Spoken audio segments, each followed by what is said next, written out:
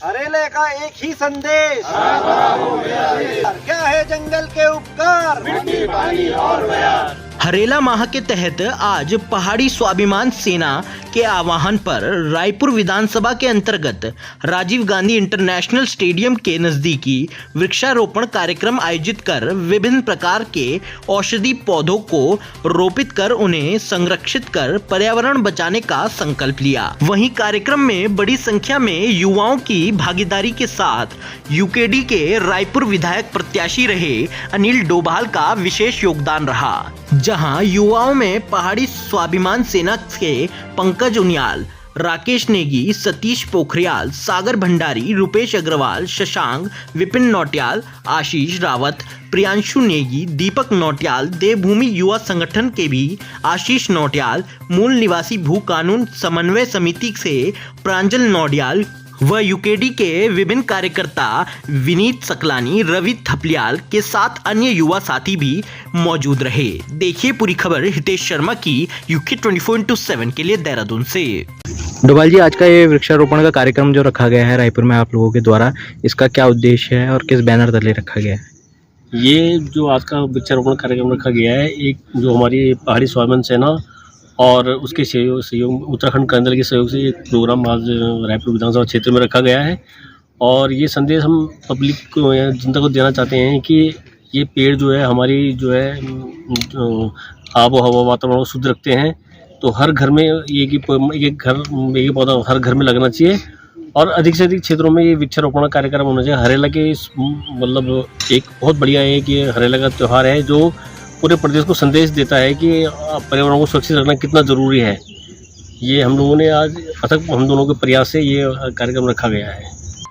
आज पहाड़ी स्वाभिमान सेना और उत्तराखंड क्रांति दल के अनिल डोभाल जी के साथ आप लोगों ने मिलकर यहाँ वृक्षारोपण कार्यक्रम चलाया है, तो क्या कहना चाहेंगे इस विषय में? क्या आपका आगे का विजन है?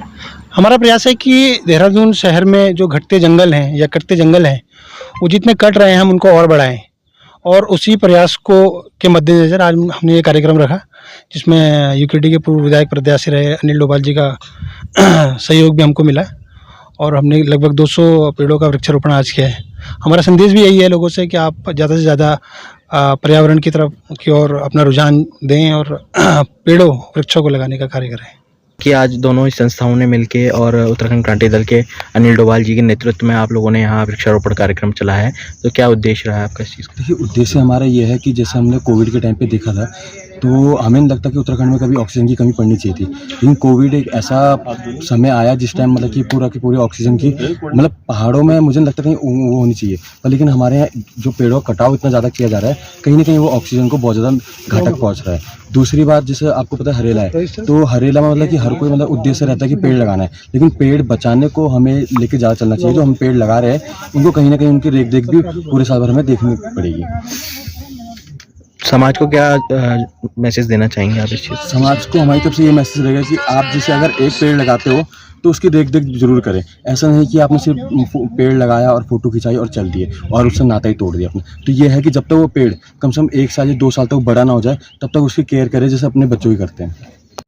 हम जैसा कि देख रहे हैं कि विगत कुछ दशकों से जिस प्रकार से जंगल कट रहे हैं, और वैसे तो हमारी संस्कृति और हमारी ऐतिहासिक जो पर्व हैं वो हमेशा प्रकृति के आसपास ही रहे हैं। उत्तराखंड में खासकर हरेला जो पर्व है वो पेड़ों से, हरियाली से और यहाँ जल जंगल जमीन के संरक्षण से जुड़ा हुआ पर्व है। और हमारे पूर्वज मतलब उस समय भी इतने कॉन्शियस थे कि उन्होंने ऐसे पर्व बनाए जो प्रकृति के आसपास ही घूमते थे, प्रकृति के आसपास ही रहते थे। आप जिस प्रकार से देख रहे हैं, दुनिया में बहुत कम ऐसी जगह हैं जहाँ आप देखेंगे जो वन संरक्षित रिवर सिस्टम है, यानी जो विदाउट ग्लेशियर, आइस ग्लेशियर के रिवर सिस्टम है। उत्तराखंड भी एक ऐसा प्रदेश है जहां पर ग्लेशियर्स के बिना भी नदियां जो हैं किसी ना किसी जगह से उद्गम करती हैं, और उनका एकमात्र जो रीज़न है वो पेड़ों की वजह से है। जहां पर ज़्यादा से ज़्यादा पेड़ होंगे उस प्रकार से जो है नदियां वहां पर अपने आप वहां से उपज कर आगे आएंगी। हमारे पास दूधातोली नानघाट में 5 नदियां एक ही जगह से निकलती हैं, और जो विदाउट ग्लेशियर है, यानी जहां बिल्कुल भी ग्लेशियर नहीं है। धीरे धीरे हम जैसे देख पा रहे हैं कि पूरे देश में जो अंधाधुंध अंधा विकास विनाश जो चल रहा है, उसकी वजह से जिस प्रकार से पूरे देश में वन काटे जा रहे हैं, वो दिन दूर नहीं होगा जब हमारी पीढ़ियों को ऑक्सीजन जो है खरीदनी पड़ेगी। और उस पे चिंतित होकर जो है अनिल डोभाल जी ने, पंकज उनियाल भाई ने, इन सब ने जो है ये आज एक इनिशिएटिव लिया है। हरेला को हमने वापस एक मॉडर्न स्वरूप में, क्योंकि हम देख रहे हैं जिस प्रकार से देहरादून जैसी जगहों में नदियां थी वो पूरी तरीके से सूख गई हैं, उनको संरक्षित करने का, वापस जो है री एनर्जाइज करने का एक ही तरीका है कि बड़ी से बड़ी संख्या में पेड़ लगाए जाएं और लोगों को कॉन्शियस होना पड़ेगा अपने प्रकृति के प्रति। क्योंकि हम कुछ समय में ही हमें आपको देखने का पड़ेगा कि अगर 1 डिग्री या 2 डिग्री के एवरेज टेम्परेचर से वर्ल्ड वाइड टेम्परेचर बढ़ रहा है तो उसका जो सबसे अधिक प्रभाव पड़ेगा वो हमारे जैसे प्रदेशों में पड़ेगा, जहां पर ऑलरेडी जो है ग्लेशियर्स इतने बड़ी उसमें है और दुनिया के सबसे बड़े भूभाग को सिंचित करने वाली रिवर सिस्टम जो है, चाहे वो गंगा बेसिन का हो या यमुना बेसिन का हो, वो उत्तराखंड से निकलता है। मैं आपके माध्यम से सभी लोगों को ये संदेश देना चाहता हूं कि हम लोगों को प्रकृति के प्रति केवल दिखावे के लिए नहीं बल्कि बहुत ही हमें संवेदनशील होना पड़ेगा, हमें बहुत ही सीरियसली इस चीज़ को लेना पड़ेगा, हमें बड़ी से बड़ी संख्या में पेड़ों को लगाना पड़ेगा। न केवल ये ऑक्सीजन बल्कि एक इकोसिस्टम को भी संरक्षित कर पाए हैं, यही हमारा भविष्य है। अगर हम भविष्य में इन चीज़ों पर ध्यान दे पाएंगे तो हमारी जो है जो पूरी सिविलाइजेशन है वो बच पाएगी। धन्यवाद।